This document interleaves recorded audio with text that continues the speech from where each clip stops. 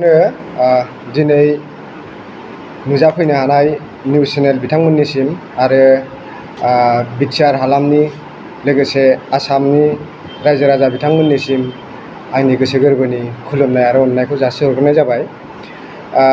दिनै बे निउस मिडियानि गेजेरजों फोरमायनो सानदों जि जौगा फिल्म प्रडाक्शननि बेनाराव जौगा फिल्म प्रडाक्शना dance Bodoland dance competition organise खालामनो थांगासिनो दङ।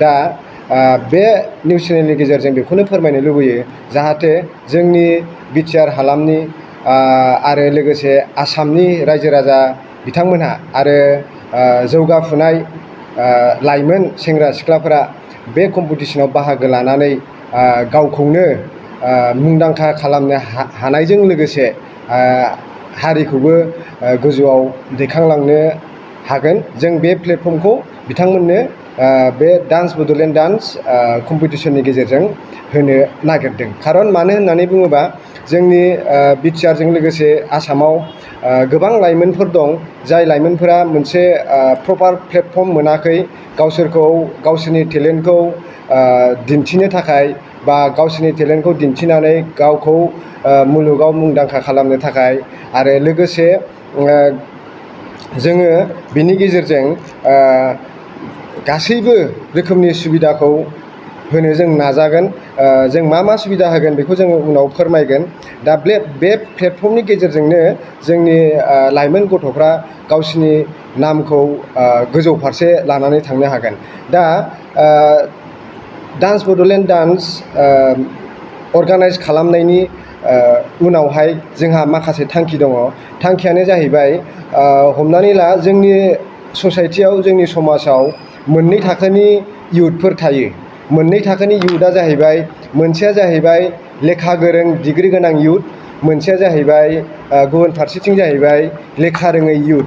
दानिया लेखा गोरों इयुथ बिथांमोनाथ' लेखा रोंखागौ, बिथांमोना गावसोर माबा मोनसे खालामनानैबाबो संसारखौ सालायनो हागोन।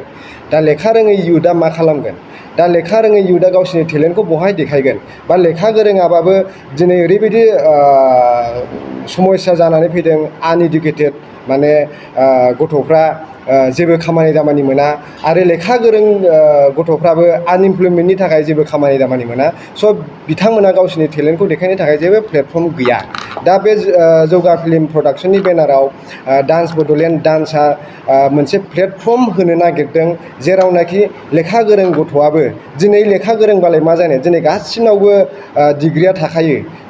डिग्रि थाबालाय मा जानो, दिनै ससाइटिया ओरैबायदिखौसो नागिरो जे एक्सट्रा मा दं, बेहा एक्सट्रा टेलेन्ट मा दं। दा बे एक्सट्रा टेलेन्टखौनो जोङो डान्स बड'लेण्ड डान्सनि गेजेरजों दिन्थिनो थाखाय जों प्लेटफर्म होनो नागिरदों। दा लेखा गोरों गथ'फ्राबो जाय बिथांमोना गावस्रा डान्सनि टेलेन्ट दं बिथांमोना बे प्लेटफर्मनि गेजेरजोंनो गावसिनि टेलेन्टखौ दिन्थिनानै गोजौ फारसे जौगालांनाय हाबाफारिखौ लानो हायो। दा सेकेन्डआ जाहैबाय जोंनि समाजाव लेखा रोङै गथ'फोरबो दङ।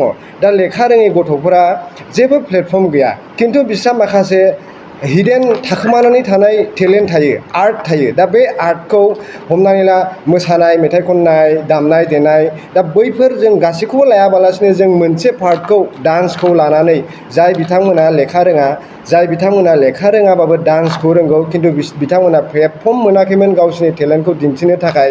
दा बिथांमोनहाबो बे डान्स बड'लेण्ड डान्सनि फ्ल'राव मोसानानै गावसिनि टेलेन्टखौ दिन्थिनानै गावजों लोगोसे हारिखौ जौगानायाव हेफाजाब होनो हागोन। दा बेखायनो जोङो बे डान्स बड'लेण्ड डान्सखौ अर्गानाइज खालामनो थांगासिनो दङ कम्पिटिसन हिसाबाव। खारन कम्पिटिसन नङाबा मोनसे मा होनो बेखौ मोनसे शुद्ध माने गोग्गो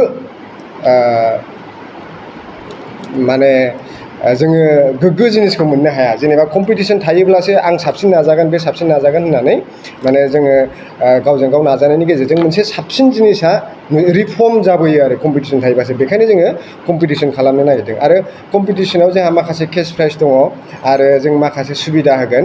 दा बेफोरखौ लासैनो मिथिलांगोन।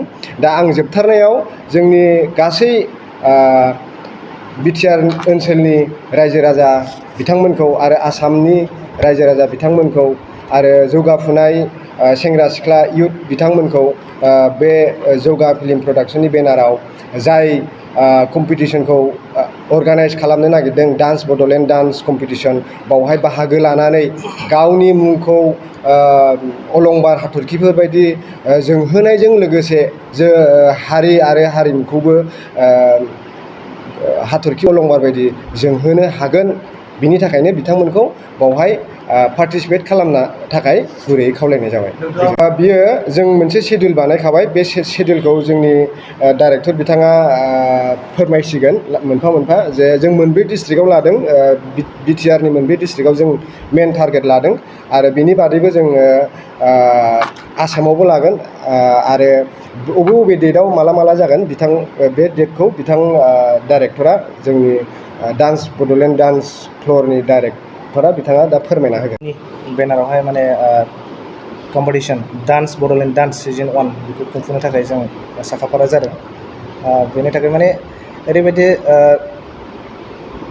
सुबुंफ्रा बाहागो लाफैगोन, जायफोर सुबुंफ्रा जेरावनाखि अडिशननि थाखाय माने गोजान जायगानिया जोंनावहाय माने सफैस्लाबनो हानाय माखासे केपासिटि थाया। बे हिसाबै जोङो बिथांमोननि सुजुग आरो सुबिदाखौ नायनानै जों ओरैबायदि खालामदों, माने डिस्ट्रिक्ट वाइज बेफोरबायदि खालामदों आरोखि ना। डिस्ट्रिक्टनि सिङावनो मोनफा मोननै खोन्दो बानायबावदों, बेखौ आं दा फारियै नोंथांमोननि सिगाङाव बुंगोन। गिबियै दं जोङो चिरां डिस्ट्रिक्टआव लाजेनदों। फैगौ 15 जुलाइ 2022 खालारखालि थावनिया जागोन शिबम डान्स एकाडेमि, उलुबारि, बिजनि। बिनि उनाव दङ चिरां डिस्ट्रिक्टआवनो 16 July 2022 Bodoland guest house Kajalgaon नियार डिसि अफिस, बेयाव जागोन। बिनि उनाव दङ बाक्सा डिस्ट्रिक्टआवहाय 20 जुलाइ 2022 सालबारि जुनियर कलेज सालबारियावहाय। बिनि उनाव दङ 21 जुलाइ 2021 खालारखालि Simla star dance academy, Simla Bazar. आरो बिनि उनाव दङ 22 जुलाइ 2022 खालारखालि dream point dance academy, Musalpur town. बेनिफ्राय दङ जोंहा उदालगुरि डिस्ट्रिक्ट, 27 जुलाइ 2022 खालारखालि Allegro dance and fitness studio, Narzary complex, गलमा सक। बिनि उनाव दङ 28 जुलाइ 2022 खालारखालि राम दान एकाडेमि, टंला, ABCD प्ले स्कुल नियार टंला हायार सेकेन्डारि स्कुल। बिनि उनाव दङ जोंहा क'क्राझार डिस्ट्रिक्टआवहाय 30 जुलाइ 2022 खालारखालि सेरफांगुरि जनता कलेज, सेरफांगुरि। बिनि उनाव दङ 1 आगष्ट खालि 2022 खालारखालि इनिगमात dance school dance academy, Gossaigaon press club नियार गसाइगाव पस्ट अफिस। बिनि उनाव आरो दङ जोंहा 2 जुलाइ 2022 खालारखालि art and motion dance studio नियार मदन महन फार्मासि, JD रड, क'क्राझार। बेखिनि बेवहाय माने जोङो ओरैबायदि सावरायलायनानै थि खालामदों, माने जोङो बेवहाय सिमानि मोनसे थि खालामनाय जायाखै। बेवहाय माने सोरबा उन्दै मानसियाबो माने ओरैबायदि आखा फाखा जायो, गिदिर मानसियाबो बेबायदि आरोखि ना। बेनिखायनो जों केटेगरि बासिनाय जायाखै आरोखि। बेयाव माने हिनजाव गासिबो बाहागो लानो हागोन। बेवहाय जोङो दा क्लियारलि बुंथ'नो हानाय नङा, खारन जों दिनैहाय बे जिहेथु प्रेस मिट खालामदों, बेवहाय माने जों जास्ट अडिशननि थाखायल' फोरमायगोन आरो पाब्लिसिटि। जों 500 खरि लागोन साफ्रोमनिफ्रायबो, जायफोरनाखि जोंनि बे माबायावहाय डान्स बड'लेण्ड डान्स जिहेतु सिजन 1 बेवहाय बाहागो लागोन। बे बिथांमोना माने रेजिस्ट्रेसन फिस हिसाबै आरो प्रसेसिं बे गासैखौ माने मिलायनानै 500 खरि होनांगोन आरोखि। आं बेखौनो बुंगोन जे माने जिहेतु जों नैबे हाबाफारिखौ लानो थांदों, बेयो जोंनि थाखाय जानो हाया जानो हागौ।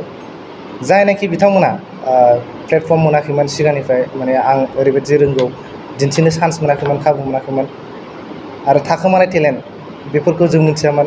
बिथांमोना गाव गावनि बे टेलेन्टखौहाय माने जोंनि नैबे डान्स बड'लेण्ड डान्स सिजन 1 नि गेजेरजों माने दिन्थिनो थाखाय खाबु मोनगोन। बे खाबु मोननायानो बिथांमोननि थाखाय जुदि देरहानायनि लामासिम सहैयोब्ला बिथाङा गावखौ मोनसे गोजौ फारसे थिखोलांनो हानाय बा गावखौ सिनायथि होनो हानायनि मोनसे माबाखौ लाना फैगोन बेखिनि आरोखि आं सानो माने जायफोर बाहागो लागोन गोसो मोदोम होसारनानै बाहागो लागोन बेखिनि थ' जोंनिया बेनो जाय जेखौ रोंगौ बेजोंनो जागोन जाय माने हिप हपआनो हक बा वेस्टार्न हक जिखुनु रोखोमनि आरोखि ना बेफोरबायदि थागोन बेनि गेजेराव जों माखासे राउन्ड सोसननाय जागोन जेरैहाय माने ट्रेडिसनेल राउन्ड मावनाय बेफोर थागोन आरोखि बेफोरखौ जों उनावहाय फारि फारि आरो बुंलांगोन देरहासारनाय जिहेथु बिथांमोनखौहाय ओरैबायदि मोनसे सावरायनानै सिद्धान्त लादों जायफोर बिथांमोना देरहासारगोन बे बिथांमोनखौ जोङो नेसनेल लेभेल बा माहारियारि थाखो बेवहाय जोङो जेन'बा हमनानै ला डान्स इन्डिया डान्स बिदिनो बायदि बायदि गुबुन गुबुन रियेलिटि श'फ्राव जोङो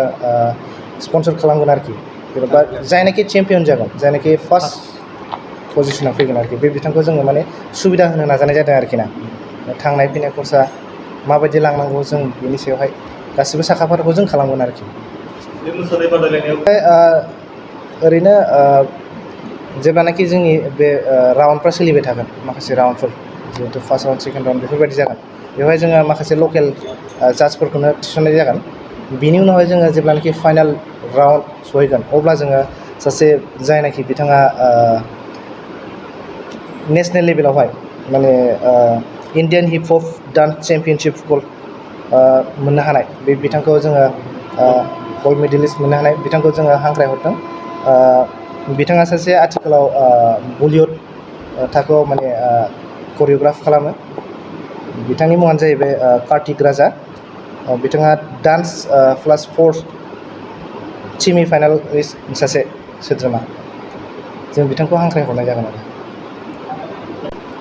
जों माने बिथांमोननि जिहेथु रोंगौथि बिनि सायाव नोजोर होनानै आथिखालनि जिहेतु जोंनि हानाय केपासिटि आरोखि जेनेबा एसेबां माने जोङो होनोबो हानाय नङा खारन थेवब्लाबो जों नाजादों जे माने फार्स्ट प्राइज हिसाबै 30,000 रां लोगोसे ट्रफि लोगोसे सार्टिफिकेट बेबायदिनो नैथि जाय देरहासार जानो हानाय बिथांनोबो जों 20,000 रां लोगोसे ट्रफि आरो सार्टिफिकेट आरो बिनि उनाव जाय बिथाङा थामथि मासिखौ आवग्रिनो हागोन बे बिथांनो 10,000 ट्रफि आरो सार्टिफिकेट बेखिनि जों गथायनाय जागोन आरो थिग खालारखौ जोङो दिनै फोसावथ'नो सानाखै बेखौ जेब्लानाखि उनावहाय जों सावरायफिनगोन अब्ला जों बेखौ फोसावफिननाय जागोन जायनाखि बिथांमोना जेनेबा अडिशन राउन्ड बेफोरावहाय बिनिफ्राय उन राउन्डआवहाय आवगायलांबाय बिथांमोनखौ जों अट'मेटिक माने जोंहा माखासे सिस्टेम दंखायो बे हिसाबै जों हांख्रायहरनानै बिथांमोनखौ नैथि राउन्ड थामथि राउन्ड बे हिसाबै जोङो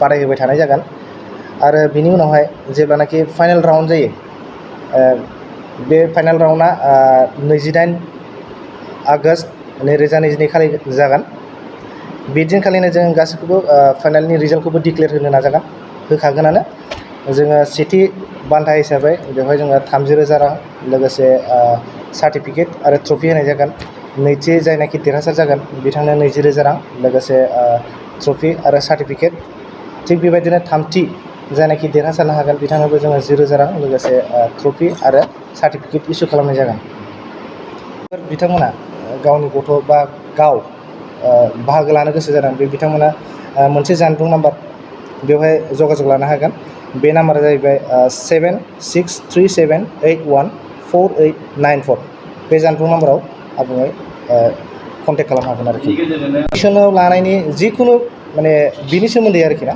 गासिखौबो मिथिनो हागोन आरो नोंथाङा सरखारि साख्रि नागिरदोंना नोंथांनि थाखाय मोनसे गोजोनथाव खौरां नोंथांनि थाखाय दं एडुकेट पइन्ट जेराव नोंथाङा सोलोंथाइ लानायनि गेजेरजों सरखारि साख्रिनि गुबुन गुबुन रोखोमनि गोब्राब आनजादफोरखौ उथ्रिसारनो हागोन आरो गावनि आथिङाव गसंथानो हागोन बे एडुकेट पइन्टआव नोंथांमोना SSC bank PO bank clerk bank SO UPSC FSC defence railway state insurance AAO ADO एसिस्टेन्टजों लोगोसे स्टेट लेभेल जब आरो माखासे सरखारि साख्रिनि आनजादाव गोनांथि जानाय आयदाफोराव सोलोंथाइ लानो हागोन मख'नो गोनांदि बे सोलोंसालियाव साख्रिनिल' नङा बेयाव MBA आरो सैनिक स्कुल बायदियाव एडमिसननि थाखाय एन्ट्रेन्स होनो थाखायबो सोलोंथाइ लानो हागोन बे सोलोंसालियाव गाहाम थाखो खथानि सुबिदा दं आरो सम मथे नोंथांनि सोलोंथाइखौ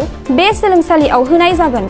बेखौबो मिथिहोनांगोन दि बे एडुकेयार पइन्टआव सोलोंथाइ लानानै बावैसो 2021-22 इं मायथाइनि एसएससि जिडिनि आनजादाव गासै 11 सा सोलोंसाफोरा उथ्रिसारनो हादों। बारा नङा, गासै 15,000 रांजोंनो नोंथाङा बे सोलोंसालियाव 6 दानसिम सोलोंथाइखौ लानो हागोन। बे सोलोंसालिया क'क्राझार, बरपेटा रड, गवालपारा आरो बङाइगावआवबो दं। क'क्राझाराव सोलोंथाइ लानो गोसो गुदुं जानाय सुबुंफोरा 70020261333 9101536360 70020261333 9101536360